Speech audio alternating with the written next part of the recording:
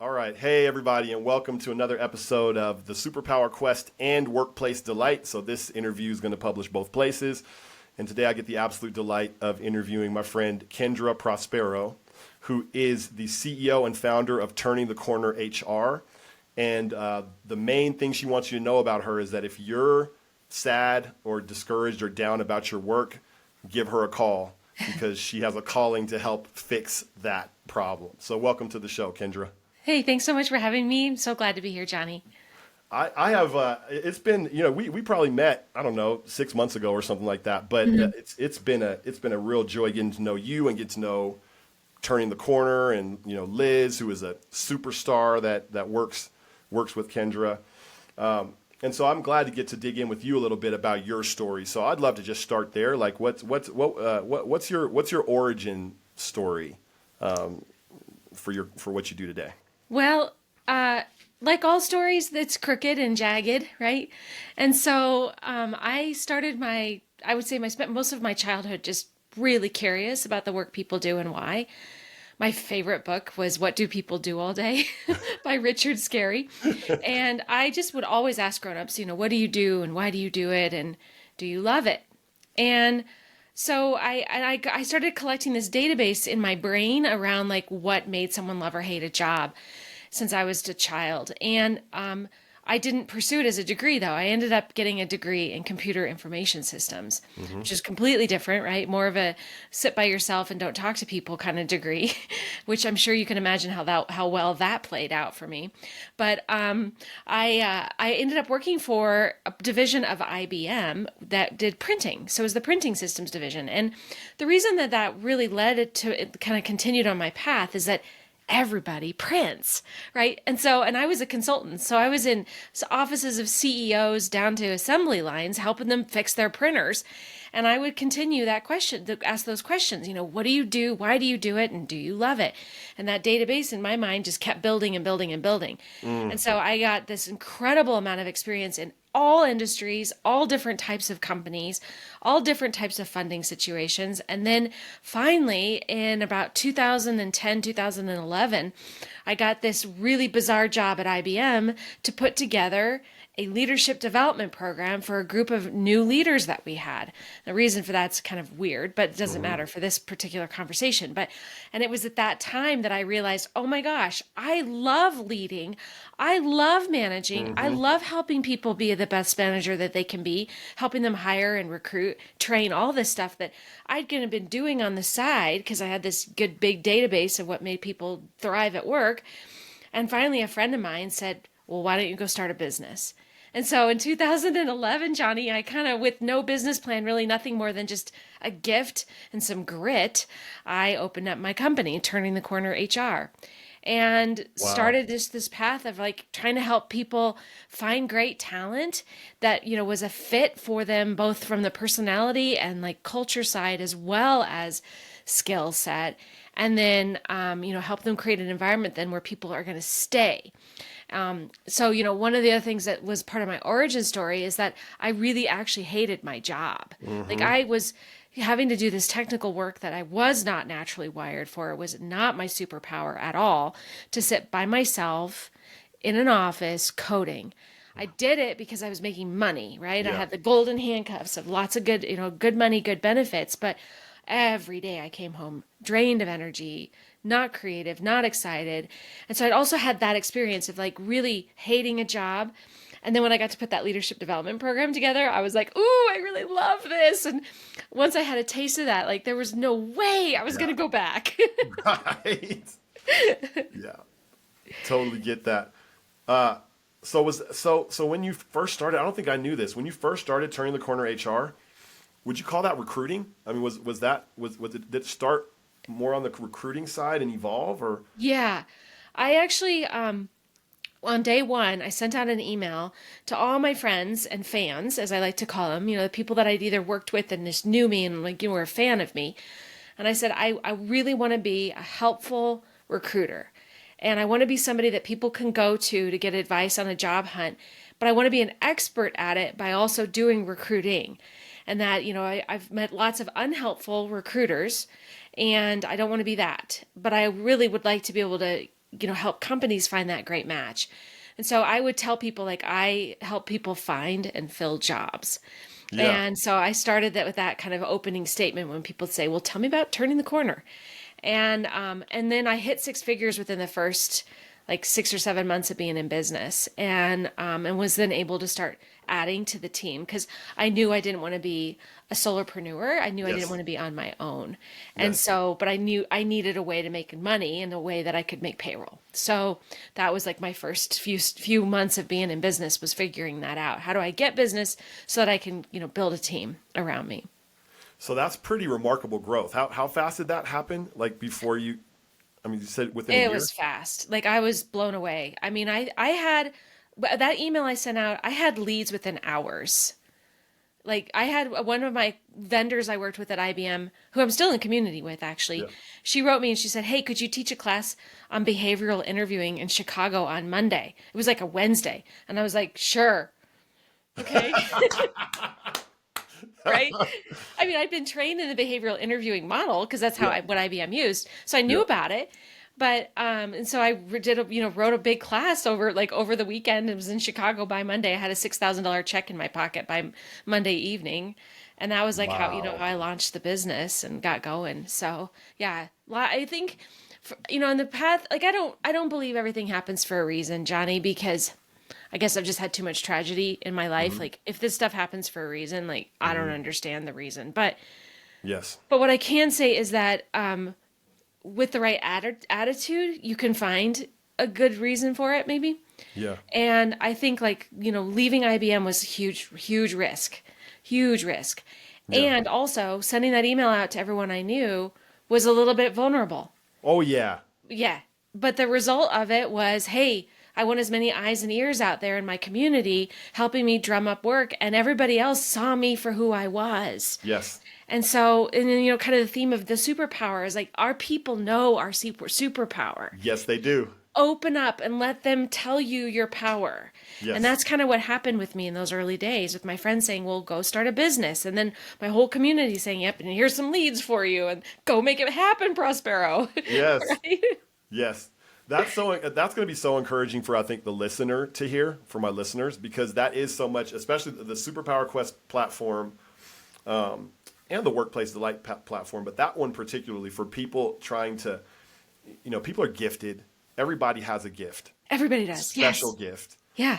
We tend to devalue our own gift and exalt other people's gifts. We tend to think it would really be impossible and even a little bit ludicrous to consider pivoting towards our gift. And so like the fact that you're willing to take that risk, I think is a rarity, but it's something I want to see more of. I want to see more people gain the confidence. And it was through your community. You took the risk, but you took the risk in community and you leaned on your community, right? And that was Yeah. vulnerable. Yeah. And I think, I've done this work now for a long time, and I've probably worked with, over 1,000 people myself, Yeah. just in the years I've been doing this. And one thing I know for sure is what you said a second ago. Everybody has a gift to give this world. Everybody does. And, and you got to get clear on a couple things. Like, I think it's really important to get clear on what is that guiding light that is the thing that's going to make the tough days worth it. Because there are always going to be tough days. Yeah. It's not possible to get through this life without knowing that someday you're going to die Yeah. and you will go through hardship. Yes. Taxes, if you're rich, you Yeah. don't have to pay taxes. But, definitely death and hardship are guaranteed. And so if that's the case, then what's that guiding light off in the distance that is the thing that's going to help you weather whatever storm you're in?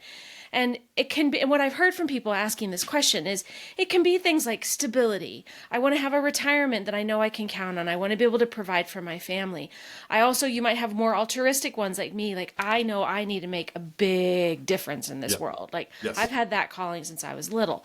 But it doesn't have to be just that too. It can also be, I want to create a business that I can hand off and have a legacy to my family. Or it might be that I want to travel the world and experience things.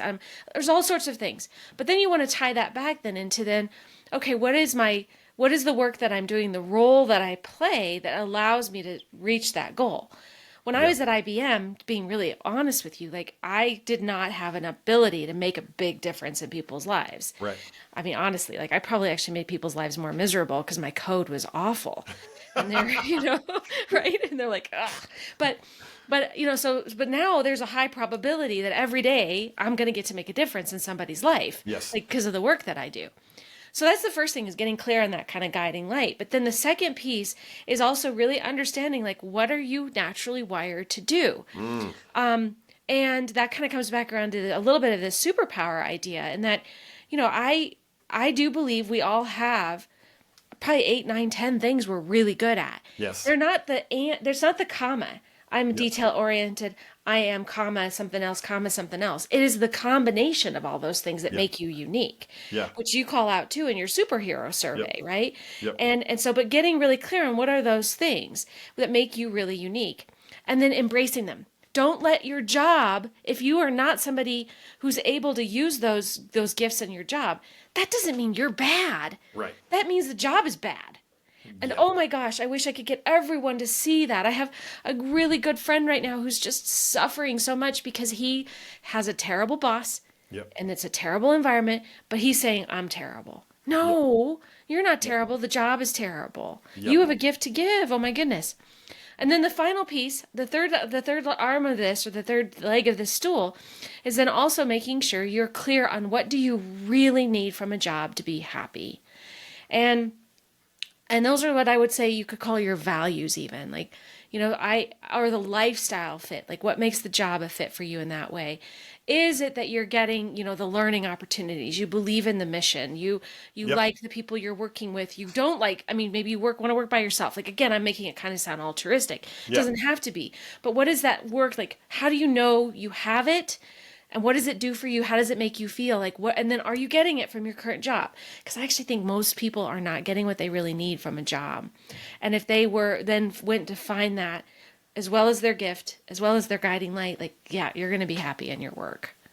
So can you talk a little bit about why we don't? Okay? Because I think you're right. I think most of us don't. We don't necessarily have the guiding white light. We don't necessarily understand and embrace what we're wired to do. And we don't necessarily know what we need from a job to be happy. And so what's stopping us from flipping the chessboard, so to speak? Well, let me be clear around the origin story for me. Yeah. And that I don't think I would have known my gift, known what I was even meant to do in this world without all those experiences I had. So I know, I remember being 23 so distinctly. I remember being 26, 29. Like, I remember those years. And if someone had told me what I'm about to say, I would have been like, shut up. But I'm going to say it anyway, which is that, like, there is a gift in youth to, like, discover who you are. Yeah. And I do think the first kind of decade or so of your working experience should be devoted to if you just had your goal be, I'm going to just learn who I am. Yeah. I'm going to try a whole bunch of things, knowing that this decade is going to I'm going to feel a little bit lost because there's not a certainty around it yet. That's okay. What if the 20s were called the years of uncertainty and they were deliberate? That's what I would love, love, love for people. Because, I've worked, like I said, with thousands of people now. I've probably only met 6 or 7 people in that journey, and I'm not joking, that knew when they were young what they really wanted to do, and then they did it. And they're happy in it. Yeah. So the odds are totally stacked against us that we're going to be that stupid idiot that goes and gets a computer information systems degree when they're really supposed to be a leader and coaching people, right? I didn't know. Yeah. And so let's call the 20s the years of uncertainty, but it's intentional, it's deliberate. And then your 30s are then the years of letting go of whatever decision you made in your 20s that made you feel like you should do something. So I got this computer information systems degree. Well, my 30s were realizing like maybe I'm not meant to do that. And that's okay. Yeah. It wasn't for a waste. Yeah. I have, my family situation is a bit odd. My parents are kind of odd. Yeah. Way, way more than odd. Like I could go into a whole therapy session around that. But letting go of your parental expectation. Oh, well, I always wanted to be, I only worked for money, so you should work for money. Yeah. No, Maybe not. Maybe there's something greater. Or just suck it up and do the work because that's what work is. Work's supposed to suck. Well, what Yeah. if it doesn't need to suck? Right? So your 30s are the years of sort of letting go of that idea. And then I think you can kind of open up Yep. to possibility. But so the very, very long-winded answer to your question, Johnny, but like it is really kind of changing your mindset around what are these expectations that either you, society, or your family have put on yourself, and maybe letting that go to Yep. get to a place where you can really feel more fulfilled. That is so huge. I think even the structure or framework that I've put around that is the names that other people have called you.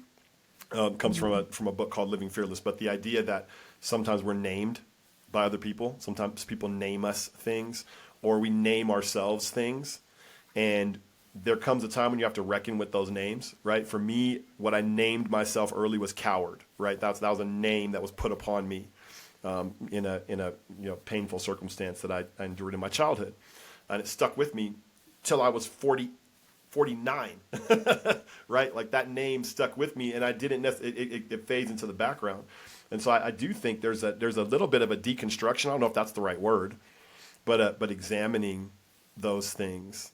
I call it head trash. Head trash. I love that term. I mean, it's kind of my husband doesn't like that term at all. So I sometimes think maybe he's very wise. Like maybe there's something to what he had to say. But Yeah. like we have these ideas in our mind, or this mindset, or this just gunk that it's like, does it have to be that way? Is there a different way to think about it? Which is why I think both you and I are like, we're so passionate about like discovering what other people have also already discovered to bring that into our own world. I mean, I have all these tools in my toolbox for clearing out head trash, but it took Yep. me a long time to get that in place. But it's made a big difference now in my own life to say, well, I don't need to react immediately as a victim. I don't, Yep. yes, maybe I grew up like I survived by basically letting my family be the people that were always in charge, always right. If I Yes. came into a conversation with an answer or was right, I was squashed. And so Yep. I learned from a young age to be a victim, and that was the way to survive. But deep down inside, I knew I didn't want to be a victim. Like Yeah. I felt this just bursting of desire to like, have a more positive outlook and look for the opportunity and look for the win-win. And, but that was shut down in my family. Yeah. But I had to go through a lot of work to realize that that's my sort of default thinking pattern. Right. What if my default thinking pattern, though, is to look for the opportunity? Like, what happens then? Wow. But I mean, I couldn't even do that until I was in my mid 40s. That's so cool. I love that. There's so much I love about what you just said, and I'm not even going to be able to go into all of it. But the idea that it can be okay. So I think there was also a gentle answer that you gave to my question, right? Because we don't want people to be like, well, what's wrong with me? Why can't I just take this risk and try something new? It's like, well, it's probably very understandable. Makes a ton of sense. Life Yeah. is really hard, and we've had some really difficult things heaped upon us. And so no, there can be a gentleness with it. But I do love that. I think fundamentally we're talking about a shift from fear into hope. And the idea that I can go through life thinking there's monsters around the corner, or I can go through life thinking there's maybe something cool around the corner, and both will happen at different times. But what's my default posture towards life? It's a lot more fun to live in hope than fear. Right. I've found. Yeah, yeah. And but you're so right. Like it isn't something you just switch overnight. You've got to commit to doing the work to like, and actually we know now with just functional MRIs and the way we now understand the brain that, you have got to create this little kind of neural pathway from your amygdala, your reptile brain, that's like the one that's going to give you those default thinking patterns around fear, anxiety, Yep. anger, all that, those negative emotions. You've got to create a little tiny neural pathway to this part of your brain that is your prefrontal cortex to say, Yep. well, what if there is a different way to think? Yep. But that's actually like a path that has to get forged. Yes. And it takes effort and time. Not a lot, though. That's the cool thing is like, I've done this work with people where I help them just go through one activity that could be really low risk, help create the tiniest neural pathway, and then go, well, let's take on another topic that's just a tiny bit bigger. And now you've made that pathway even stronger and a little bit thicker. Then you can go into like, well, let's talk about your dad. Yeah. which is like that's where usually most of the origin, the origin story starts for all of us is how our parents treated us and Yeah. how we showed up with them, right? Yep. But anyway, but it can transform people almost not overnight, but pretty quickly just to do that work to understand that like it's just a neural pathway we got to Yeah. create. Yeah. Yeah. It's there's something about what you're saying that's kind of triggering something in me as a dad. So I have a daughter. I have a bunch of kids, but I've got my youngest daughter. I think she probably would test the same as you tested on the superpower quest. So you came through as a dreamer leader, right? So you're a big picture person, creative, but then also you are a person who's really good at being in charge and giving direction, and assembling people together towards unity, towards a unified march, let's say. I think my daughter is that. My youngest daughter, she's 9, and it would, as a dad, I could crush that, right? I Right. could, because she doesn't want to adopt my modes of thinking, right? And she's the youngest, so she wants to tell people what to do, but she doesn't often get the opportunity. And so, man, this continues to just reinforce for me, man. There's things that happen in our interactions that I could take negatively, like when she's questioning or when she's not, just she's not obeying quickly or whatever it is. And there needs to be some space for her wiring, right? Like, because Right. I don't want to crush the gift that's inside of her, and that's a gift. Right. And it is not as a 9-year-old, it can be a little haywire. Yeah. It can show up too as mean, Yep. as picking Yep. on people. Oh yeah. Yep. And so you also have to give that I mean, gosh, Johnny, if you could teach her at this young age that is not a superpower to be maybe picking on people, right? Or Yeah. mean or whatever. The real reason I can say that is like that's who I was for Yeah. sure. Yeah. And I wish that I had had the kind of parental structure to actually not allow that to be the case. Sure. I was super lucky in my life that I didn't have that as a part of my family story as a child. I'm married to hands down the nicest man on the planet. He Yeah. does not tolerate for Yeah. even 1 second that mean Kendra. Yeah. So I Yeah. get to practice every day what I wish I Yes. had learned as a child. Yes. Now, yeah. What an incredible gift. I've got one of those. My wife and I, we couldn't be more different from each other. And I need her to be very different from me, right? Yeah. Because she sharpens me and makes me better. Yeah. Oh yeah. Same with my husband. Would not be the person I am without him for sure. Yeah. So I'm gonna go back for a second to little Kendra and this, as a child, this interesting, like that's so interesting that you can recognize and trace the line all the way back, that you were building a database in your mind when you were a kid, and you have this question like, what do people do all day, and do they love it? I love that question, right? Like, what do you mean, do I love it? What do you mean? I can imagine that question maybe got a variety of answers when you were a kid. Do you remember any stories from that time of answers that you got that stood out to you to that question? I do actually. I have this one really, really distinctive memory. I think it was the first time I'd heard an adult say that they didn't like their job. Yeah. It was one of my dad's colleagues, and they were hosting a dinner party. My memory of it is that they had asked me to hand out the gin martinis. Like Yeah. that's what I remember. Yeah. Which is like it was the 80s. I guess Yeah. this is what you It's did the in the 80s. 80s. I have no Yeah. idea, but I can't even Funny roll. imagine that being something you would do nowadays, right? But I remember feeling really sophisticated and asking all the grown-ups, what do you do? Why do you do it? All that stuff. And I remember my dad's colleague kind of looking down on me and being like, "No, kid, I don't love my job, Yeah. but don't tell your dad." And oh, I can just imagine your 9-year-old, right? Like, Yeah. ooh, a secret? What is that about? And I got really curious, like, why would you do something you don't love?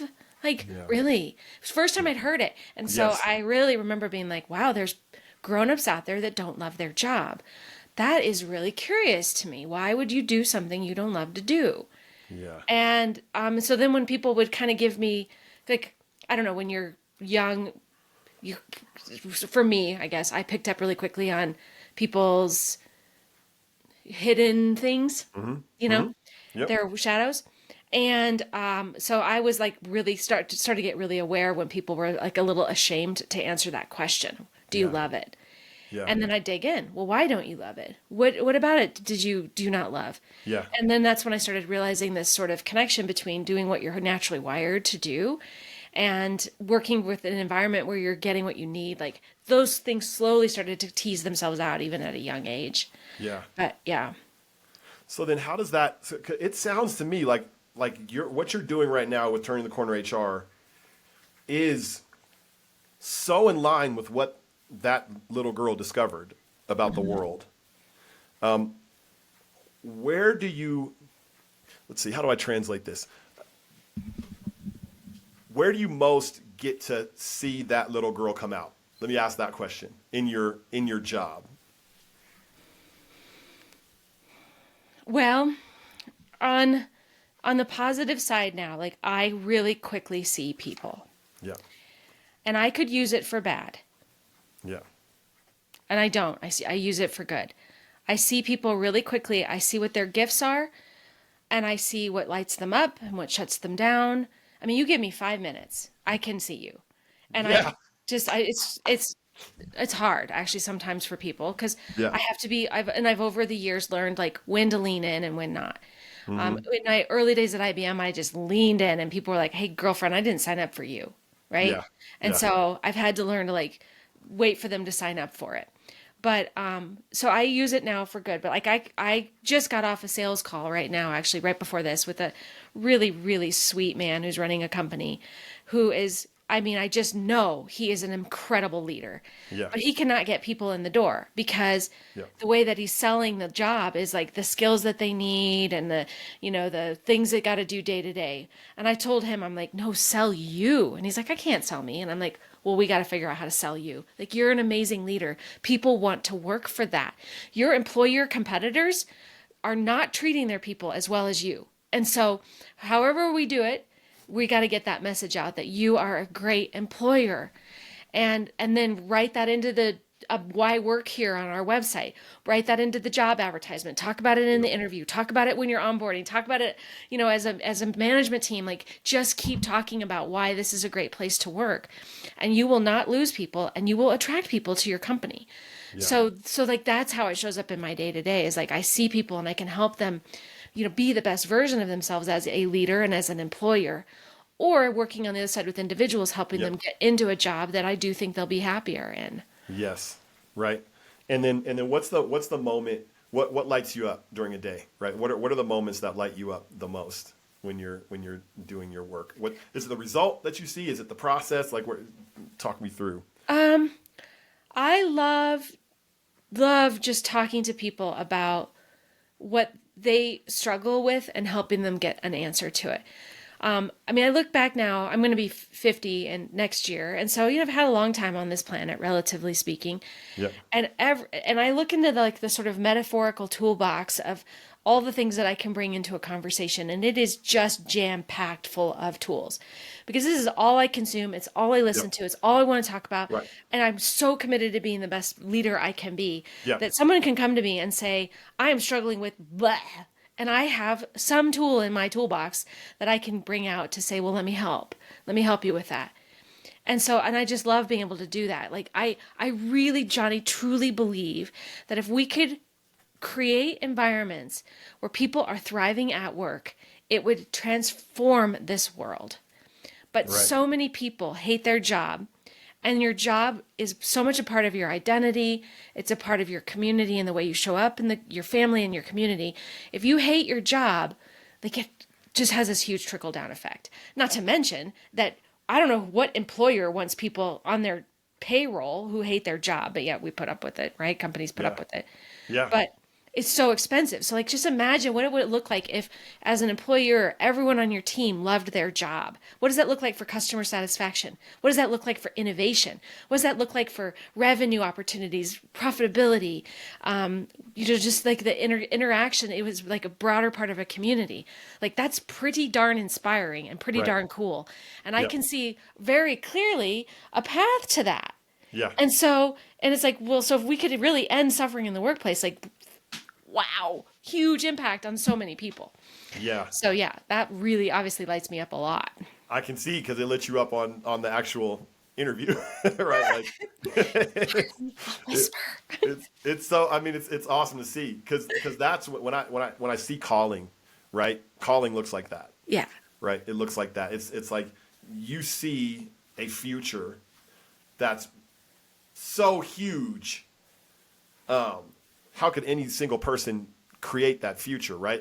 A future where everybody's thriving. Like it sounds like crazy talk, but you have done the work and put in the time and had the experience that you really believe you can help a person, an individual, find what lights them up and love what they do. You can help an individual do that. You can help an organization create an environment that creates thriving for their people and creates delight. Absolutely. And that's the lever you pull, right? Like Yep. you can pull that lever all day. All day long. All day long. Doesn't, and this is back to calling, like it doesn't tire me. Yeah. I don't feel sad. I feel nothing but just excitement. I want to get out of bed every single day. If I know that that's the work I get to do, absolutely. I will get out of bed. I will do it. So That's calling. so how is that calling infused into an organization, right? Turning the corner HR. How does that calling get infused down into how is your company an extension of that calling? Well, it's so 14 years in business, I will say, like it's been an awesome petri dish for experimenting with that. How can I create that environment for my team? Because if I can do it, you can do it. If I can do it, I can teach it, right? But if I can't do it, then all right, there's a bigger problem. So I've really treated my company not only as a great guiding light for other organizations, but I do it because I know we can do it. And so at its core, actually, is gone.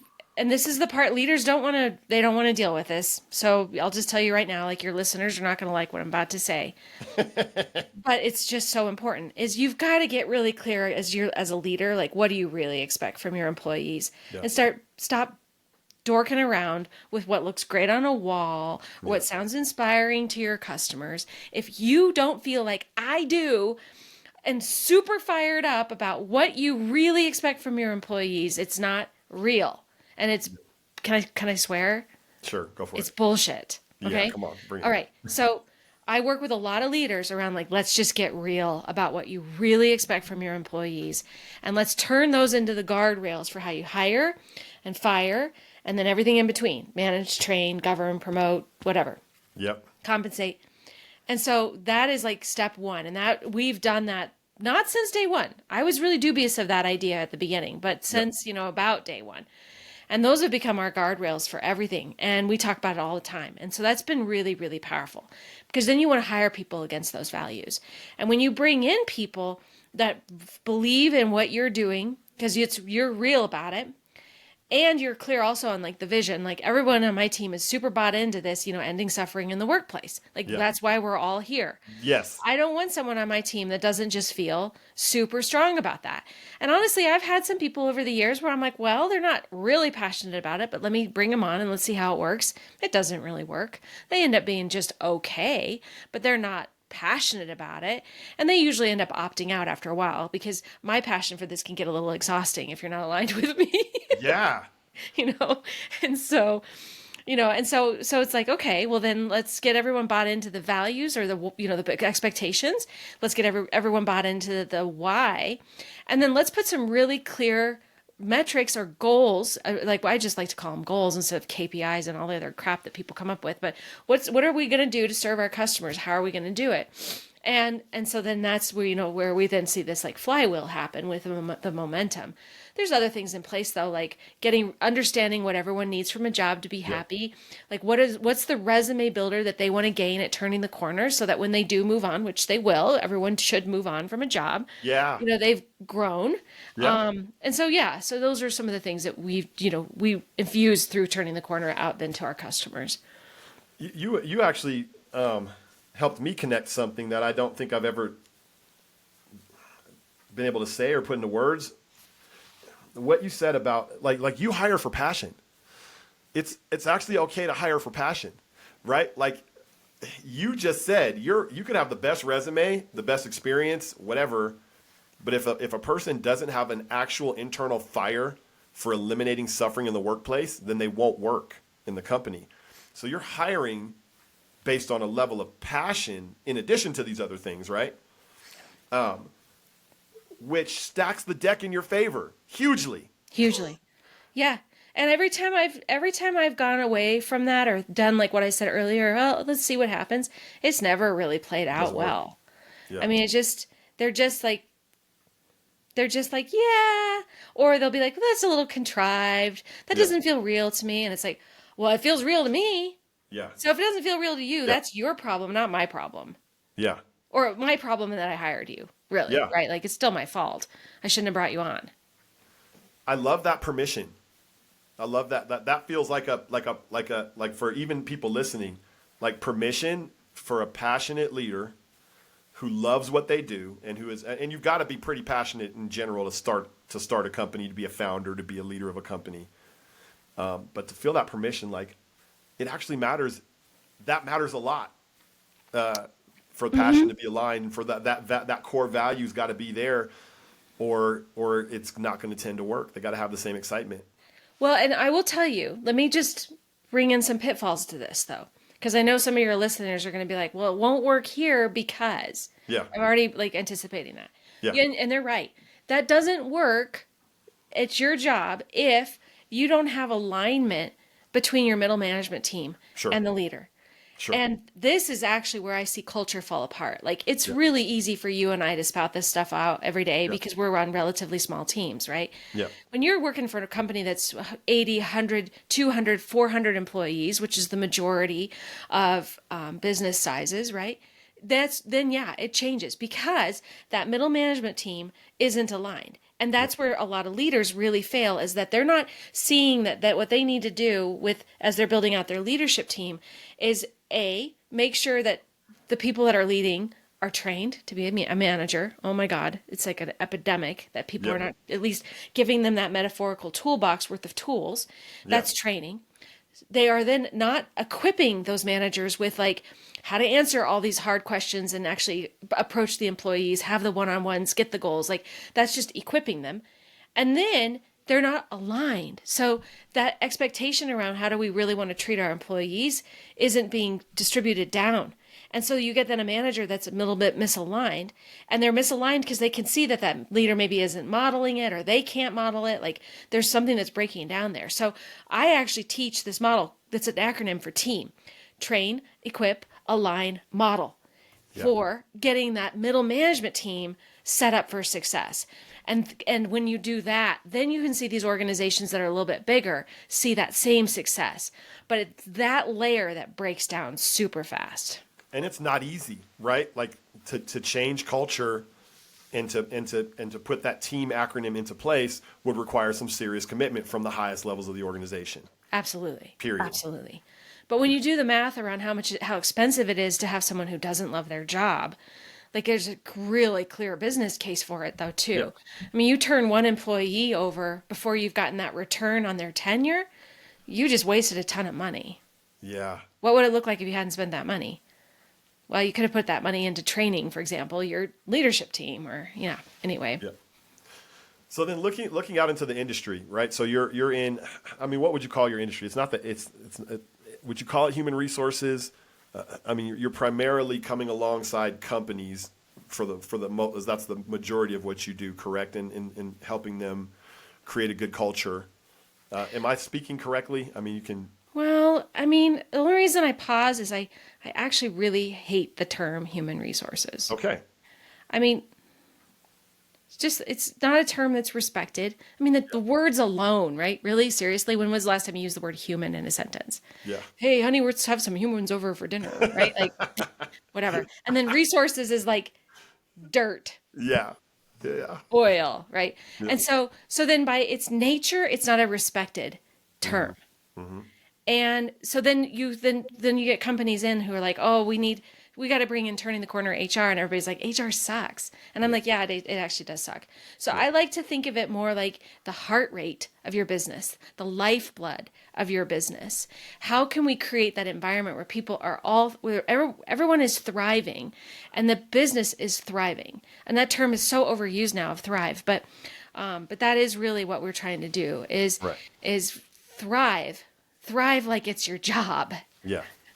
Yeah. So for folks that are operating in that space, right? The people that you serve, the organizations that you serve, what would be your advice towards creating environments of delight? So workplace delight, right? We're trying to move past workplace satisfaction into the realm of delight. We actually think people could be delighted with their work. What can leaders do to create environments that surpass satisfaction and get into that realm of delight? Those things I said: team, the train, equip, align, and model. And so, and that doesn't necessarily go in that order so much. Yep. Like I would actually say that the first thing is to start with that alignment. What do you really want from your employees? Yep. And what does that look like as the guardrails? And then can you model it? Because if you can't model it, then it isn't real. Yes. Yeah. And so, and then with those two things in place, then you've got to look at then, okay, are we equipped to actually even do, and answer the questions our employees need, whether you are 5 people or you are 500, you've got to have that infrastructure in place. And that's where I think like HR in its traditional sense adds a ton of value, right? We've got to have the performance and the comp and the growth plans and the, just day to day, like what do we do when someone gets in an accident and they need to go on leave, or what do we need to do when Sally and Joe don't get along, like whatever, right? There's all that stuff that just comes up when you have employees, but that's coming from then getting, having the infrastructure to equip people.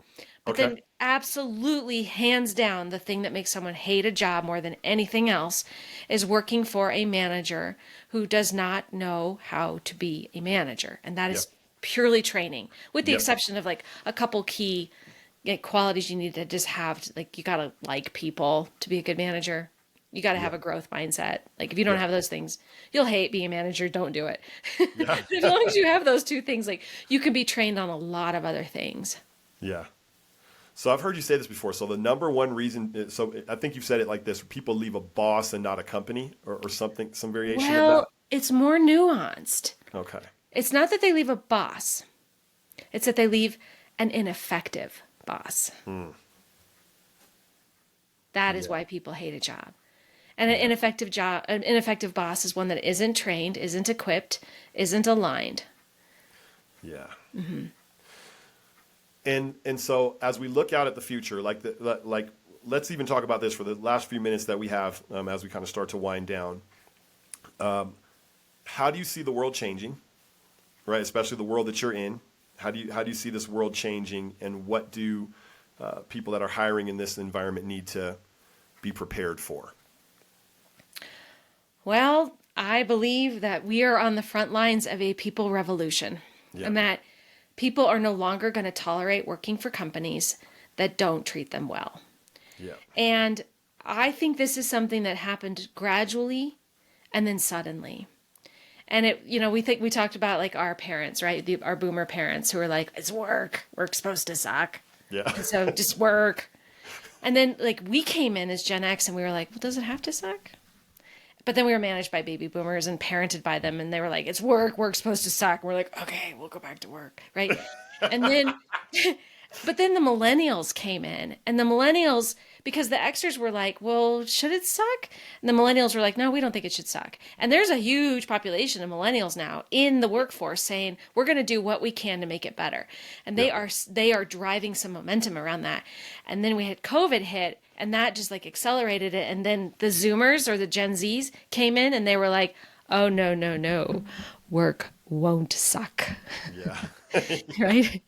And they're like driving this just massive revolution. And I think employers who are like, I wanted to go back to the way that it was. Too bad. It's done. The train has left the station. Like you either will adapt or you will die. Yeah. Because Zoomers are willing to not even go into the workforce. They Yeah. would rather find ways to barely scrape by than go do a job that they hate. Where like Yes. you and I are like, hey, we're making money, like we'll do it, Yeah. right? They're not even going to tolerate that. Yeah. And so, if that's the case, then what can we do as employers to actually be an employer of choice and be that place that the Zoomers, the millennials, all of us will come and flock to instead of be flocking from? And Yeah. so, that is to me the wave of the future. I predicted this, by the way, Johnny, back in 2015, that Yeah. there would come a time in the future where people would no longer or would actually like have a mass resignation. I Yeah. didn't call it the Great Resignation, but I did say like they will be leaving in masses. Yeah. And sure enough, it happened. How did you see that? I saw it by the way people were talking, changing the way they were talking about work. So we work with a lot of individuals, not because it's profitable. I mean, we do it because it's the right thing to do, and I get really great data. Yep. And I was starting to just hear people shift like, I don't think I'm willing to do this anymore. I'm not gonna put up with it anymore. It went from being like, well, it's okay, I'm making good money to like, I'm not willing. Yeah. And when I started to just hear that over and over, I was like, something's coming. Yeah. That's crazy. And it's, and I agree with you, man. That's what I can see it happening. I think folks need to be prepared. And I love how you said adapt or die really is what it comes down to. If you want to get by in the future and if you want to thrive in the future, then we're gonna have to radically revisit how we treat employees, especially the Totally. older generations, the old school generations that are like, don't ask me for all the right. Like, you should be happy that you have a job. Yeah. You should be Although grateful. I do see though that like the generations that were dubious of it are now like, yeah, you're right, work shouldn't suck. You're right. So like it's almost like it would the seed had to get planted and it had to like see Yeah. that it can be better, which is what the millennials and the Zoomers are doing. And then the Xers and the Boomers were like, yeah, you're right, let's do it. Let's get this different. Because Yeah.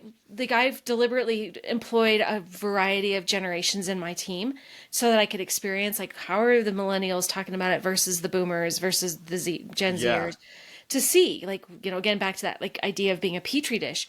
And I found that like the boomers that were on my team were like, yeah, I want to love my job too. Absolutely. I shouldn't hate this job. Yeah. So, All right. So it kind of worked its way back up the ladder to the old school people too. That's cool. Well, I can see your passion. I mean, I'm so grateful that you spent this time with us today, Kendra, and that people get to know you and your gift and get to know about Turning the Corner HR and the kind of work. I mean, you're helping create employers of choice, right?